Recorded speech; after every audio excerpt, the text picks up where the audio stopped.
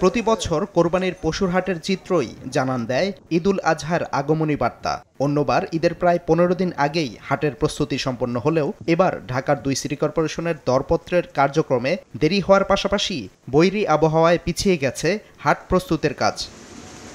রাজধানীর গাবতলী পশুর হাটে বাঁশ ত্রিপল দিয়ে অস্থায়ী ছাউনি তৈরি করা হলেও এখনও পশু তোলা শুরু হয়নি। তবে উত্তরার দিয়াবাড়ি পশুর হাটে দেশের বিভিন্ন এলাকা থেকে আনা হয়েছে কোরবানির পশু। কয়েকদিনের টানা বৃষ্টির কারণে বেচাকেনা না থাকলেও আগামী কয়েকদিনের মধ্যেই জমে উঠবে বলে আশাবাদী বিক্রেতারা। বৃষ্টির কারণে খরিদ্দার আসেনি, আসতেছে টুকটাক করে। আসার পর তিনি খুবই বৃষ্টি, মানে পাও গা মাওয়া গেছে, খুব কষ্ট করতেছি। বড় বড় গরু লিয়াইছি, বৃষ্টি সারা আমদানি হবে, লোকও আমদানি হবে, বিক্রি ভালোই হবে, এটা আশা করছি আমরা।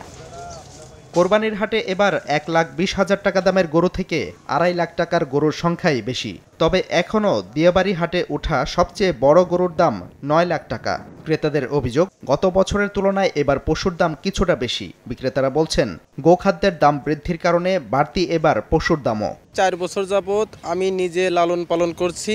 হাটের ভিতর আশা করি সবচেয়ে বড় গরু এটার আমি দাম চাচ্ছি ৯ লক্ষ টাকা। মিডিয়াম গরু ১,২০,০০০ টাকার এর মধ্যে, আর তারপরে মাঝারি গরু ২-২.৫ লক্ষ টাকার মধ্যে পাওয়া যাবে। দামটা খুব বেশি চাচ্ছে আর কি, যেভাবে দাম চাচ্ছে আমার কাছে মনে হয় দাম যা তার দ্বিগুণের চেয়ে বেশি চাচ্ছে আর কি। ঢাকার ২ সিটি কর্পোরেশন এলাকায় এবার মোট হাট বসেছে ১৯টি। প্রতিটি পশুর হাসিল ধার্য করা হয়েছে পশুর দামের শতকরা ৫ টাকা। সাদিকুর রহমান, সময় সংবাদ, ঢাকা।